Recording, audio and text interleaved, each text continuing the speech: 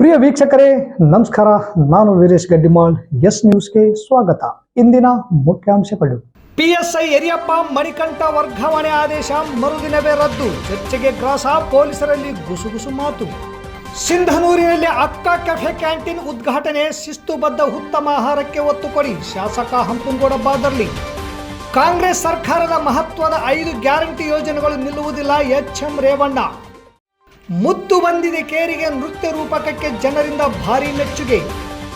ಅರಳಹಳ್ಳಿ ಗ್ರಾಮದಲ್ಲಿ 6 ಹುಲ್ಲಿನ ಬಣವೆಗಳು ಬೆಂಕಿಗೆ ಆಹುತಿ. ನ್ಯಾಯ ದೊರಕಿಸಿಕೊಡಲು ಶಾಸಕರು ಭರವಸೆ.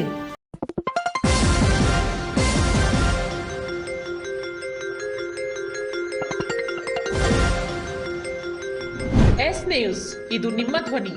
ವಾರ್ತೆಗಳ ವಿವರ. ಬಳಗನೂರು ಪೊಲೀಸ್ ಠಾಣೆಯ ಪಿಎಸ್ಐ ಯರಿಯಪ್ಪ ಹಾಗೂ ಹೂವಿನಹಡಗಲಿ ಠಾಣೆಯ ಮಣಿಕಂಠ ಇವರ ವರ್ಗಾವಣೆ ಆದೇಶ ರದ್ದುಗೊಳಿಸಿ ಪೊಲೀಸ್ ಇಲಾಖೆ ಆದೇಶ ಮಾಡಿದೆ. ಸೇವಾ ಅವಧಿ ಮುಗಿದ ಕಾರಣ ಬಳಗನೂರು ಪೊಲೀಸ್ ಠಾಣೆಯ ಪಿಎಸ್ಐ ಯರಿಯಪ್ಪ ಅವರನ್ನು ಮಸ್ಕಿ ಕ್ಷೇತ್ರದ ತುರ್ವಿಹಾಳ್ ಪೊಲೀಸ್ ಠಾಣೆಗೆ, ಹೂವಿನಹಡಗಲಿ ಪೊಲೀಸ್ ಠಾಣೆಯ ಪಿಎಸ್ಐ ಕೆಎಚ್ ಮಣಿಕಂಠ ಅವರನ್ನು ಬಳಗನೂರು ಪೊಲೀಸ್ ಠಾಣೆಗೆ ಜೂನ್ 25ರಂದು ವರ್ಗಾವಣೆ ಮಾಡಿ ಡಾಕ್ಟರ್ ಪಿಎಸ್ ಹರ್ಷ ಪೊಲೀಸ್ ಮಹಾನಿರೀಕ್ಷಕರು ಬಳ್ಳಾರಿ ವಲಯ ಆದೇಶ ಮಾಡಿದ್ದರು. ಜೂನ್ 25ರಂದು ವರ್ಗಾವಣೆಗೊಳಿಸಿದ ಆದೇಶವನ್ನು ಮೊಹರಂ ಹಾಗೂ ಕಾನೂನು ಸುವ್ಯವಸ್ಥೆ ಕಾಪಾಡುವ ಹಿತದೃಷ್ಟಿಯಿಂದ ಪುನಃ ಜೂನ್ 26ರಂದು ಆದೇಶವನ್ನು ರದ್ದುಗೊಳಿಸಿ ಬಳ್ಳಾರಿ ವಲಯದ ಪೊಲೀಸ್ ಮಹಾನಿರೀಕ್ಷಕರು ಆದೇಶ ಮಾಡಿದ್ದಾರೆ. ಪೊಲೀಸ್ ಮಹಾನಿರೀಕ್ಷಕರು ವರ್ಗಾವಣೆ ಮಾಡಿ ಮರುದಿನವೇ ವರ್ಗಾವಣೆ ಆದೇಶ ರದ್ದುಗೊಳಿಸಿರುವುದು ಪೊಲೀಸ್ ಇಲಾಖೆಯಲ್ಲಿ ಈಗ ಭಾರೀ ಚರ್ಚೆಗೆ ಕಾರಣವಾಗಿದೆ. ಮೊಹರಂ ಹಬ್ಬದ ಪ್ರಯುಕ್ತ ಆದೇಶ ತಡೆ ಹಿಡಿಯಲಾಗಿದೆ ಎಂದರೆ, ಇನ್ನು ಕೆಲವರು ಶಾಸಕರ ಒತ್ತಡದ ಮೇರೆಗೆ ಮಣಿಕಂಠ ಅವರ ಆದೇಶ ಸರ್ಕಾರ ರದ್ದುಗೊಳಿಸಿದೆ ಎನ್ನುವ ಚರ್ಚೆಗಳು ಕೂಡ ಕೇಳಿ ಬರ್ತಿವೆ. ಈ ಅಕ್ಕ ಕೆಫೆ ಕ್ಯಾಂಟೀನ್ ಮಾಡಿದ ಮೂಲ ಉದ್ದೇಶ ಮಹಿಳೆಯರ ಸ್ವಾವಲಂಬಿ ಜೀವನಕ್ಕೆ ಅನುಕೂಲವನ್ನು ಕಲ್ಪಿಸುವ ಉದ್ದೇಶವಾಗಿದೆ. ಆಯ್ಕೆಯಾದ ಸ್ವಸಹಾಯ ಸಂಘದ ಮಹಿಳೆಯರಿಂದ ಈ ಕ್ಯಾಂಟೀನ್ ನಡೆಸುವ ಜವಾಬ್ದಾರಿಯಾಗಿದೆ ಎಂದು ಶಾಸಕ ಹಂಪನಗೌಡ ಬಾದರ್ಲಿ ಹೇಳಿದರು. ನಗರದ ಕೇಂದ್ರ ಬಸ್ ನಿಲ್ದಾಣದ ಎದುರಿಗೆ ಇರುವ ಸ್ತ್ರೀ ಶಕ್ತಿ ಭವನದ ಆವರಣದಲ್ಲಿ ಜೂನ್ 27 ಶನಿವಾರ ಅಕ್ಕ ಕೆಫೆ ಉದ್ಘಾಟಿಸಿ ಮಾತನಾಡಿದ ಅವರು, ಜೊತೆಗೆ ನಗರದ ಕುಷ್ಟಗಿ ರಸ್ತೆಯಲ್ಲಿರುವ ಸರ್ಕಾರಿ ಡಿಗ್ರಿ ಕಾಲೇಜ್ ಹತ್ತಿರ ಕೂಡ ಅಕ್ಕ ಕೆಫೆ ಕ್ಯಾಂಟೀನ್ ಮಾಡಲಿಕ್ಕೆ ಈಗಾಗಲೇ ರಾಜ್ಯ ಸರ್ಕಾರಕ್ಕೆ ಮತ್ತೊಂದು ಪ್ರಸ್ತಾವನೆ ಕಳಿಸಲಾಗಿದೆ. ಅನುಮೋದನೆ ಬಂದ ನಂತರ ಪ್ರಾರಂಭಿಸಲಾಗುವುದು. ರಾಷ್ಟ್ರೀಯ ಗ್ರಾಮೀಣ ಜೀವನೋಪಾಯ ಅಭಿಯಾನದಲ್ಲಡಿ ಪ್ರಾರಂಭಿಸಲಾಗುವುದು ಎಂದು ಶಾಸಕ ಹಂಪನಗೌಡ ಬಾದರ್ಲಿ ಹೇಳಿದರು. ನಂತರ ಸ್ತ್ರೀ ಶಕ್ತಿ ಒಕ್ಕೂಟದ ಅಧ್ಯಕ್ಷೆಯಾದ ಶ್ರೀದೇವಿ ಶ್ರೀನಿವಾಸ್ ಮಾತನಾಡಿ, ಕೇಂದ್ರ ಸರ್ಕಾರ ಮತ್ತು ರಾಜ್ಯ ಸರ್ಕಾರದ ಯೋಜನೆಯಾದ ಈ ಅಕ್ಕ ಕೆಫೆ ಕ್ಯಾಂಟೀನ್ ಕೇಂದ್ರದ್ದು 60%, ರಾಜ್ಯದ್ದು 40% ಅನುದಾನದಲ್ಲಿ ಈ ಅಕ್ಕ ಕೆಫೆ ಕ್ಯಾಂಟೀನ್ ನಿರ್ಮಾಣ. ತಾಲೂಕು ಪಂಚಾಯಿತಿ ಅಧೀನಕ್ಕೆ ಒಳಪಡುವ 30 ಗ್ರಾಮ ಪಂಚಾಯಿತಿ ಒಕ್ಕೂಟಗಳು ಸೇರಿ ಒಂದು ತಾಲೂಕು ಒಕ್ಕೂಟ, ಗ್ರಾಮ ಪಂಚಾಯಿತಿ ಸದಸ್ಯರು ಗ್ರಾಮ ಪಂಚಾಯಿತಿ ಒಕ್ಕೂಟಕ್ಕೆ ಆಯ್ಕೆಯಾಗಿ ಅದರ ಅಧ್ಯಕ್ಷರು ಮತ್ತು ಕಾರ್ಯದರ್ಶಿ ಸೇರಿ ತಾಲೂಕು ಒಕ್ಕೂಟಕ್ಕೆ ಬರುತ್ತಾರೆ.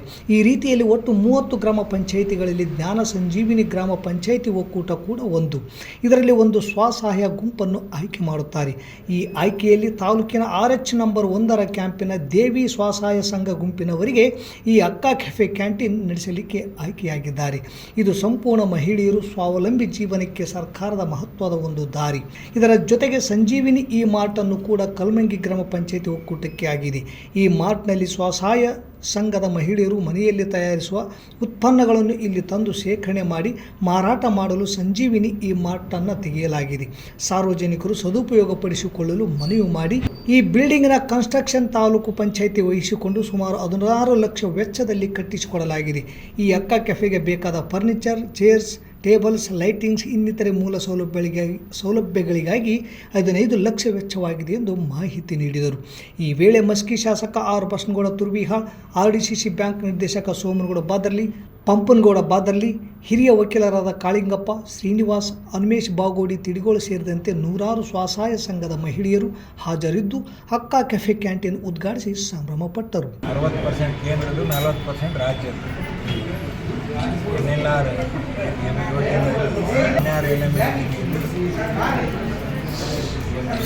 ಪಟ್ಟಣದಲ್ಲಿ ಅಕ್ಕ ಕ್ಯಾಂಟೀನನ್ನು ಭಾಳ ಸಂತೋಷದಿಂದ ಉದ್ಘಾಟನೆ ಮಾಡಿದ್ದೇವೆ. ಇದರ ಮೂಲ ಉದ್ದೇಶ ರಾಜ್ಯ ಸರ್ಕಾರ ಮತ್ತು ಕೇಂದ್ರ ಸರ್ಕಾರದ ಮೂಲ ಉದ್ದೇಶ ಮಹಿಳೆಯರ ಸ್ವಾವಲಂಬಿ ಜೀವನಕ್ಕೆ ಹೊಸ ಚೈತನ್ಯವನ್ನು ಕೊಟ್ಟು ಎಲ್ಲ ಮಹಿಳೆಯರಿಂದ ಒಂದು ಕ್ಯಾಂಟೀನನ್ನು ನಡೆಸುವಂಥ ಜವಾಬ್ದಾರಿ ಕೂಡ ಆ ಗುಂಪುಗಳಿಗೆ ಇರುತ್ತೆ ಮತ್ತು ಆ ಗುಂಪುಗಳು ಕೂಡ ಎಲ್ಲ ಆಹಾರ ಪದಾರ್ಥಗಳ ಉತ್ಪಾದನೆ ಮಾಡಿ ಕೇಂದ್ರ ಮತ್ತು ರಾಜ್ಯ ಸರ್ಕಾರ ಯೋಜನೆಗಳಾಗಿರುವ ಅಕ್ಕ ಕೆಫೆ ಕ್ಯಾಂಟೀನ್ ಒಂದು. ಅದರಲ್ಲಿ ಕೇಂದ್ರ ಸರ್ಕಾರದ್ದು 60%, ರಾಜ್ಯ ಸರ್ಕಾರದ್ದು 40%. ಇದರಲ್ಲಿ ಸಿಂಧನೂರು ತಾಲೂಕಿಗೆ ಸಂಬಂಧಪಟ್ಟಂಗ ತಾಲೂಕು ಪಂಚಾಯತಿ ಅಧೀನಕ್ಕೆ ಒಳಪಡುವ ಗ್ರಾಮ ಪಂಚಾಯತಿ ಒಕ್ಕೂಟಗಳು 30ರಲ್ಲಿ ಜ್ಞಾನ ಸಂಜೀವಿನಿ ಗ್ರಾಮ ಪಂಚಾಯತಿ 30 ಒಕ್ಕೂಟ. ಆ ಎಲ್ಲ 30 ಗ್ರಾಮ ಪಂಚಾಯತಿ ಒಕ್ಕೂಟಗಳು ಸೇರಿಕೊಂಡು ಒಂದು ತಾಲೂಕು. ಚುನಾವಣೆ ಪೂರ್ವದಲ್ಲಿ ಈ ರಾಜ್ಯದ ಜನಕ್ಕೆ ಕೊಟ್ಟ ಮಾತು ಕಾಂಗ್ರೆಸ್ ಘೋಷಣೆ ಮಾಡಿದ 5 ಗ್ಯಾರಂಟಿ ಯೋಜನೆಗಳನ್ನು ಯಾವುದೇ ಕಾರಣಕ್ಕೂ ಸರ್ಕಾರ ಸ್ಥಗಿತಗೊಳಿಸುವುದಿಲ್ಲ ಎಂದು ಕರ್ನಾಟಕ ರಾಜ್ಯ ಗ್ಯಾರಂಟಿ ಯೋಜನೆಗಳ ಅನುಷ್ಠಾನ ಪ್ರಾಧಿಕಾರದ ಅಧ್ಯಕ್ಷರಾದ ಎಚ್.ಎಂ. ರೇವಣ್ಣ ಅವರು ಸ್ಪಷ್ಟನೆ ನೀಡಿದರು. ಶುಕ್ರವಾರದಂದು ನಗರದ ಕನಕದಾಸ್ ಕಲ್ಯಾಣ ಮಂಟಪದಲ್ಲಿ ನಡೆದ ಮುತ್ತು ಬಂದಿದೆ ಕೇರಿಗೆ ಎಂಬ ನೃತ್ಯ ರೂಪಕ ನೋಡಲು ಅತಿಥಿಗಳಾಗಿ ಆಗಮಿಸಿ ಸುದ್ದಿಗಾರರೊಂದಿಗೆ ಮಾತನಾಡಿದ ಅವರು, ಬಿಜೆಪಿ ಸರ್ಕಾರದ ಅವಧಿಯಲ್ಲಿ ಎಲ್ಲ ಬೆಲೆಗಳು ತಾರಕಕ್ಕೇರಿ ಜನಸಾಮಾನ್ಯರ ಬದುಕು ದುಸ್ತರವಾಗಿತ್ತು. ಅದನ್ನು ಮನಗಂಡ ಅಂದಿನ ವಿರೋಧ ಪಕ್ಷದ ನಾಯಕರಾದ ಸಿದ್ದರಾಮಯ್ಯ ಮತ್ತು ಕೆಪಿಸಿಸಿ ಅಧ್ಯಕ್ಷರಾಗಿದ್ದ ಡಿ.ಕೆ. ಶಿವಕುಮಾರ್ ಅವರು ಜನಸಾಮಾನ್ಯರಿಗೆ ನೆರವಾಗುವ ಹಾಗೂ ಅನುಕೂಲವಾಗುವ ನಿಟ್ಟಿನಲ್ಲಿ ಈ 5 ಗ್ಯಾರಂಟಿ ಯೋಜನೆಗಳು ಜಾರಿಗೆ ತಂದು ಬಡವರ ದಲಿತರ ಕಡು ಬಡವರ ಬದುಕಿಗೆ ಆಸರೆಯಾಗಿ ಅವರ ಕಣ್ಣೀರು ಒರೆಸುವಂತಹ ಕೆಲಸ ಮಾಡಿದ್ದಾರೆ ಎಂದು 5 ಗ್ಯಾರಂಟಿ ಯೋಜನೆಗಳ ಬಗ್ಗೆ ಅವರು ಮೆಚ್ಚುಗೆಯನ್ನು ವ್ಯಕ್ತಪಡಿಸಿದರು. ಇನ್ನು ಮುಂದೆ ಕಾಂಗ್ರೆಸ್ ಪಕ್ಷದ ಗ್ಯಾರಂಟಿ ಯೋಜನೆಗಳು ಸ್ಥಗಿತವಾಗಲಿವೆ ಎಂಬ ಮಾತನ್ನು ವಿರೋಧ ಪಕ್ಷದವರು ಅಲ್ಲಲ್ಲಿ ಹೇಳುತ್ತಿದ್ದಾರಲ್ಲ ಎಂಬ ಪತ್ರಕರ್ತರ ಪ್ರಶ್ನೆಗೆ ಉತ್ತರಿಸಿದ ಅವರು, ಬಿಜೆಪಿಯವರು ಬರೀ ಸುಳ್ಳು ಹೇಳುವುದರಲ್ಲಿ ನಿಸ್ಸೀಮರು ಮತ್ತು ಸೂರರು. ನಮ್ಮ ಕಾಂಗ್ರೆಸ್ ಸರ್ಕಾರದ ಗ್ಯಾರಂಟಿ ಯೋಜನೆಗಳು ಯಾವುದೇ ಕಾರಣಕ್ಕೂ ನಿಲ್ಲುವುದಿಲ್ಲ. ಅರ್ಹ ಫಲಾನುಭವಿಗಳಿಗೆ ಸೌಲಭ್ಯಗಳು ಎಂದಿನಂತೆ ಮುಂದುವರಿಯಲಿವೆ. ಆದರೆ ಆದಾಯ ತೆರಿಗೆ ಪಾವತಿದಾರರು ಹಾಗೂ ಸುಳ್ಳು ಮಾಹಿತಿ ನೀಡಿ ಗ್ಯಾರಂಟಿ ಸೌಲಭ್ಯಗಳನ್ನು ಪಡೆಯುತ್ತಿರುವವರನ್ನು ಗುರುತಿಸಿ ವ್ಯವಸ್ಥೆ ಪಾರದರ್ಶಕವಾಗಿ ನಡೆಯಲು ಅನುಕೂಲ ಕಲ್ಪಿಸುತ್ತಿದ್ದೇವೆ. ಶಕ್ತಿ, ಗೃಹಜ್ಯೋತಿ ಮತ್ತು ಯುವ ನಿಧಿ ಸೇರಿದಂತೆ ಎಲ್ಲ ಯೋಜನೆಗಳು ಕೂಡ ಯಶಸ್ವಿಯಾಗಿ ಜಾರಿಯಾಗಿವೆ. ಕರ್ನಾಟಕ ಆರ್ಥಿಕವಾಗಿ ದಿವಾಳಿಯಾಗಿದೆ ಎಂಬ ವಿರೋಧ ಪಕ್ಷಗಳ ಆರೋಪ ಶುದ್ಧ ಸುಳ್ಳು. ಮೃತಪಟ್ಟ ಫಲಾನುಭವಿಗಳ ಬ್ಯಾಂಕ್ ಖಾತೆಗಳಿಗೆ ತಪ್ಪಾಗಿ ಜಮೆಯಾದ ಹಣವನ್ನು ವಸೂಲಿ ಮಾಡುವ ಪ್ರಕ್ರಿಯೆ ನಡೆಯುತ್ತಿದೆ. ಇದು ಪರಿಷ್ಕರಣೆಯ ಭಾಗವಾಗಿದ್ದು ನ್ಯೂನತೆಗಳನ್ನು ಸರಿಪಡಿಸುವ ಗುರಿಯನ್ನು ಹೊಂದಿದೆ. ಯಾರೊಬ್ಬರಿಗೂ ಹಣ ನಿಲ್ಲುವುದಿಲ್ಲ. ರಾಜ್ಯದ ಜನರು ಯಾವುದೇ ಆತಂಕ ಪಡುವ ಅಗತ್ಯವಿಲ್ಲ ಎಂದರು. ಈ ಸಂದರ್ಭದಲ್ಲಿ ತುರ್ವಿಹಾಳ್ ಪಟ್ಟಣ ಪಂಚಾಯಿತಿ ಅಧ್ಯಕ್ಷ ಬಾಪುಗೌಡ ದೇವರಮನಿ, ಎಂ.ಎಚ್. ಕೋಟಪ್ಪ, ಕೆಪಿಸಿಸಿ ಕಾರ್ಯದರ್ಶಿ ಡಾಕ್ಟರ್ ನಾಗವೇಣಿ ಪಾಟೀಲ್ ಸೇರಿದಂತೆ ಮುಂತಾದವರು ಇದ್ದರು. ಆಹಾರಕ್ಕೆ ಆಮೇಲೆ ಬಸ್ ಟ್ರಾನ್ಸ್ಪೋರ್ಟ್ಗೆ ಶಕ್ತಿ ಮತ್ತು ಇದಕ್ಕೆ ಕೌಶಲ್ಯ ಈ ರೀತಿಯಿಂದ ಸಮನ್ವಯಕ್ಕೋಸ್ಕರ ಈ ಪ್ರಾಧಿಕಾರ ಮಾಡೋದ್ರಿಂದ ಇದು ಯಶಸ್ವಿಯಾಗಿ ಕೆಲಸ ಮಾಡಿ ಇಲ್ಲಿವರೆಗೂ 1,40,000 ಕೋಟಿ 39 ಕಂತುಗಳಿಂದ 1,40,000 ಕೋಟಿ ರೂಪಾಯಿಗಳು ಜನರ ಮನೆಗೆ ನೇರವಾಗಿ ತಲುಪಿರ್ತಕ್ಕಂಥ ಇಡೀ ಭಾರತದಲ್ಲೇ ಮತ್ತು ಅಂತಾರಾಷ್ಟ್ರೀಯ ಮಟ್ಟದಲ್ಲೂ ಪ್ರಶಂಸೆಯನ್ನು ಪಡೆದಿದೆ. ಇದನ್ನು ಬಿಟ್ಟರೆ ಯುವ ನಿಧಿ ಬಿಟ್ಟು 4ನೇ ಲೆಕ್ಕ ಯುವ ನಿಧಿ ಕಡಿಮೆ ಇದೆ. 4ರ ಅಮೌಂಟ್ ತಿಂಗಳಿಗೆ 5,000 to 6,000 ರೂಪಾಯಿ ಒಂದು ಕುಟುಂಬಕ್ಕೆ ಹೋಗುವಂಥ ಕಾರ್ಯಕ್ರಮ ಈ ರಾಜ್ಯದಲ್ಲಿ ಎಲ್ಲೂ ಮಾಡಿಲ್ಲ.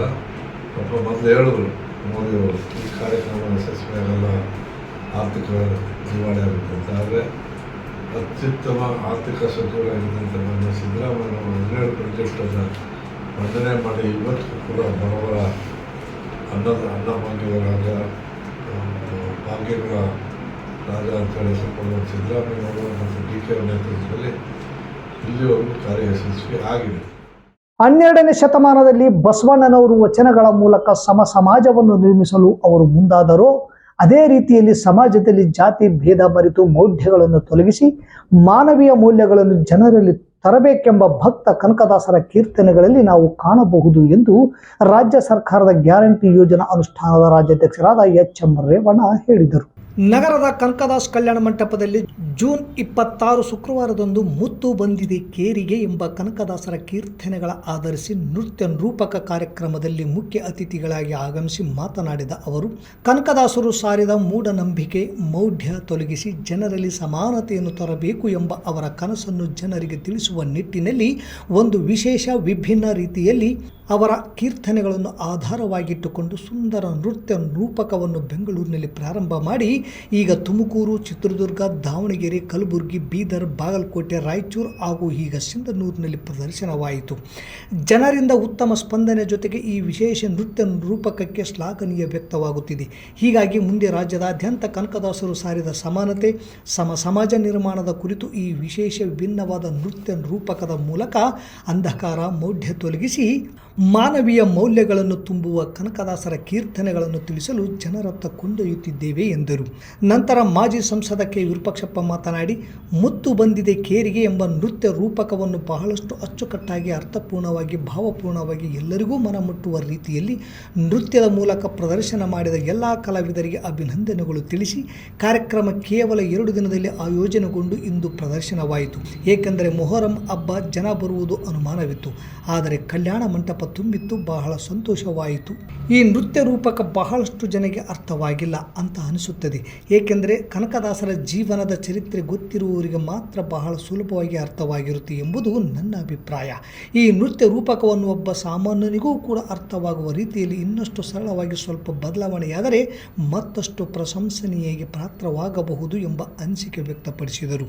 ಈ ಸಂದರ್ಭದಲ್ಲಿ ಸುಕಲ್ಪೇಟೆ ನಂಜುಂಡೇಶ್ವರ ಮಠದ ಪರಮ ಪೂಜ್ಯ ವೇದಮೂರ್ತಿ ಸಣ್ಣ ಸಿದ್ದಯ್ಯ ಗುರುವಿನ್, ತುರ್ವಿಹಾಳ ಅಮೋಘ ಮಠದ ಪರಮ ಪೂಜ್ಯ ವೇದಮೂರ್ತಿ ಮಾದಯ್ಯ ಸ್ವಾಮಿ ಗುರುವಿನ್, ಚಿದಾನಂದಯ್ಯ ಗುರುವಿನ್ ದಿವ್ಯ ಸಾನ್ನಿಧ್ಯ ವಹಿಸಿದ್ದರು. ಸಮಾಜದ ಮುಖಂಡರಾದ K. Kariyappa, K. Bheemanna, Amaresh Hosalli, doctor Nagaveni S Patil, ಸಮನ್ವಯ ಮತ್ತು ತಾಂತ್ರಿಕ ನಿರ್ದೇಶಕ ಶ್ರೀನಿವಾಸ ಜಿ ಕಪ್ಪಣ್ಣ, ಸಂಯೋಜನೆ ನೃತ್ಯ ರೂಪಕ ನಿರ್ದೇಶಕರಾದ ಸ್ನೇಹ ಕಪ್ಪಣ್ಣ, ಎಂ. ದೊಡ್ಡ ಬಸವರಾಜ್, ಬಾಪುಗೌಡ ದೇವರಮನಿ, ಶೇಖರಗೌಡ ದೇವರಮನಿ, ಅಮರೇಶಪ್ಪ ಮೈಲಾರ್, ಬಸವರಾಜ್ ಗೋಡಿಹಾಳ್, ನಿರುಪಾದಪ್ಪ ಗುಡಿಹಾಳ್ ವಕೀಲರು, ಕನ್ನಡ ಸಾಹಿತ್ಯ ಪರಿಷತ್ ಅಧ್ಯಕ್ಷ ಎಚ್. ಎಫ್. ಮಸ್ಕಿ ಸೇರಿದಂತೆ ಅನೇಕರು ಭಾಗವಹಿಸಿ ನೃತ್ಯ ರೂಪಕ ವೀಕ್ಷಿಸಿ ಶ್ಲಾಘನೆ ವ್ಯಕ್ತಪಡಿಸಿದರು. ಏನಾದರೂ ಮಾಡಬೇಕು ಅನ್ನೋ ದೃಷ್ಟಿಯಲ್ಲಿ ಅನೇಕ ಪ್ರಯತ್ನಗಳನ್ನು ಮಾಡಿದ್ದೇವೆ. ಅವುಗಳನ್ನು ಇದೊಂದು ಮುಖ್ಯ ಮಾತಾಡಕ್ಕೆ ಹೋಗಲ್ಲ. ಯಾಕೆಂತ ಹೇಳಿದ್ರೆ 12ನೇ ಶತಮಾನದಲ್ಲಿ ಬಸವಣ್ಣನವರು ಏನು ನಮಗೆ ವಸ್ತ್ರದ ಮೂಲಕ ಸಮಸಮಾನ ಚಿಂತನೆಯನ್ನು ಮಾಡಿದ್ರು. ಅದು ಅನೇಕ ಕೃತಿಗಳಿವೆ, ನಾಟಕಗಳಿವೆ, ಪುಸ್ತಕಗಳಿವೆ. ಆದರೆ ಕನಕದಾಸರು 12ನೇ ಶತಮಾನವನ್ನು ಮಾಡಿರ್ತಕ್ಕಂಥ ಕಾರ್ಯ ಅದು ಕೂಡ ಒಂದು ಸಂಸ್ಕೃತ ಪ್ರಭುವಾದಂಥ ಕಾಲದಲ್ಲಿ ಆಡು ಭಾಷೆ ಕನ್ನಡದಲ್ಲಿ ಇಷ್ಟು ವಿಷಯಗಳನ್ನು ದರ್ಶನ ಕೇಳ್ತಿ ಕನಕದಾಸರು. ಇದನ್ನು ಜನತೆಗೆ ತಿಳಿಸಬೇಕು, ಜನರಲ್ಲಿ ಅವರೇ ಹೇಳಿದಾಗ ಮೌಲ್ಯ ಹೋಗಬೇಕು, ಸಮಾನತೆ ಬರಬೇಕು. ಮತ್ತು ನಾನು ಕೇಳುವಂಥ ಪ್ರಯತ್ನ ನಾವು ಬುದ್ಧ, ಬಸವ, ಅಂಬೇಡ್ಕರ್, ಗಾಂಧಿ ಅಂತ ಹೇಳ್ತಿರೋ ನಿಟ್ಟಲ್ಲಿ ಕನಕದಾಸರು ಕೂಡ ನೆನೆಸ್ಕೊಂಡು ತಯಾರು ಮಾಡಿರ್ತಕ್ಕಂಥ ಕಪ್ಪಣ್ಣವರಾಗಿರ್ಬೋದು, ಅವರ ಮಗಳಾಗಿರ್ಬೋದು, ಅವರಿಗೂ ಕೂಡ ವಿಶೇಷವಾದಂಥ ಧನ್ಯವಾದಗಳನ್ನು ಕೂಡ ಈ ಸಂದರ್ಭದಲ್ಲಿ ನಾನು ಅರ್ಪಿಸಲಿಕ್ಕೆ ಇಷ್ಟಪಡ್ತೇನೆ. ಭಾಳ ಮಂದಿಗೆ ಇದು ಅರ್ಥ ಆಗಿರಲಿಕ್ಕಿಲ್ಲ ಅಂತ ನನಗನ್ನಿಸ್ತದೆ. ಕನಕದಾಸನ ಜೀವನ ಚರಿತ್ರೆಯ ಪರಿಚಯ ಇರುವಂಥವರಿಗೆ ಮಾತ್ರ ಸ್ವಲ್ಪ ಮಟ್ಟಿಗೆ ಅರ್ಥ ಆಗಬಹುದು, ಉಳಿದವರಿಗೆ ಸ್ವಲ್ಪ ಅರ್ಥ ಆಗೋದು ಕಠಿಣ ಏನೋ ಅಂತ ನನಗೆ ಅನಿಸ್ತದೆ. ಇದನ್ನು ಇನ್ನಷ್ಟು ಸರಳ ರೂಪವಾಗಿ ಒಬ್ಬ ಸಾಮಾನ್ಯ ಮನುಷ್ಯರಿಗೂ ಕೂಡ ಅರ್ಥ ಆಗುವ ರೀತಿಯಲ್ಲಿ ಈ ನೃತ್ಯ ರೂಪಕವನ್ನು ಸ್ವಲ್ಪ ಇದರಲ್ಲಿ ಕೆಲವು ಬದಲಾವಣೆಯನ್ನು ಮಾಡುವಂಥ ಕೆಲಸ ಆದರೆ ಇನ್ನೂ ಒಳ್ಳೆಯದು ಆಗ್ಬೋದೇನೋ ಅಂತಕ್ಕಂಥದ್ದು ನನ್ನ ಅಭಿಪ್ರಾಯದ ಜೊತೆಯಲ್ಲಿ ನನ್ನ ಕಪ್ಪಣ್ಣವರಿಗೆ ಕೇಳಿಕೊಳ್ಳೋದು. ಇದನ್ನು ಇನ್ನೂ ಒಂದು ಅರ್ಧ ಗಂಟೆ ಬೆಳೆಸ್ಬೋದೇನೋ. 1 ಗಂಟೆ 15 ನಿಮಿಷ, 1 ಗಂಟೆ 20 ನಿಮಿಷ ಇದೆ. ತಾಲೂಕಿನ ಅರಳಹಳ್ಳಿ ಗ್ರಾಮದಲ್ಲಿ ರೈತರು ಸಂಗ್ರಹಿಸಿ ಇಟ್ಟಿದ್ದ 6 ಹುಲ್ಲಿನ ಬಣವೆಗಳು ಬೆಂಕಿಗೆ ಆಹುತಿಯಾಗಿ ಸುಟ್ಟು ಭಸ್ಮವಾಗಿವೆ. 2ನೇ ಬೆಳೆ ಇಲ್ಲದ ಕಾರಣ ದನಕರಗಳಿಗೆಂದು ಸುಮಾರು 100 ಎಕರೆಯಷ್ಟು ಹೊಲದ ಹುಲ್ಲನ್ನು ತಂದು ಸಂಗ್ರಹಿಸಿ ಇಟ್ಟುಕೊಂಡಿದ್ದ ರೈತರು ಆಕಸ್ಮಿಕನೋ ಅಥವಾ ಬೇರೆ ಯಾರಾದರೂ ಹಚ್ಚಿದ್ದೋ ತಿಳಿಯದಾಗಿದೆ.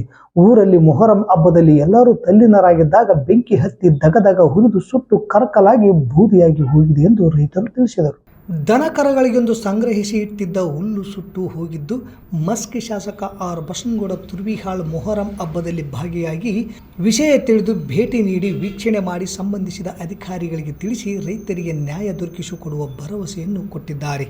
ರೈತರಾದ ಶರಣಪ್ಪ ಹುಚ್ಚಪ್ಪ ಹರಗಿ, ಮಾಳಪ್ಪ ಕುರುಡಪ್ಪ ಹರಗಿ, ಮಾಳಪ್ಪ ನಿಂಗಪ್ಪ ಹರಗಿ, ಬಾಷಾ ಸಾಬ್, ಹುಸೇನ್ ಸಾಬ್, ಕರಿಯಪ್ಪ, ಬಸಪ್ಪ ಜಾಲಿಹಾಳ್ ಇವರ ಬಣವೆಗಳು ಸುಟ್ಟು ಹೋಗಿದ್ದು ಶಾಸಕರು ಪರಿಹಾರ ಕೊಡಿಸುವ ನಿಟ್ಟಿನಲ್ಲಿ ರೈತರಿಗೆ ಭರವಸೆ ನೀಡಿದ್ದಾರೆ ಎಂದು ಗ್ರಾಮಸ್ಥರು ತಿಳಿಸಿದರು. ಇಲ್ಲಿಗೆ ವಾರ್ತಾ ಪ್ರಸಾರ ಮುಕ್ತಾಯವಾಯಿತು. ನಿರಂತರ ಸುದ್ದಿಗಾಗಿ ವೀಕ್ಷಿಸಿ ಎಸ್ ನ್ಯೂಸ್. ಇದು ನಿಮ್ಮ ಧ್ವನಿ. ನಮಸ್ಕಾರ.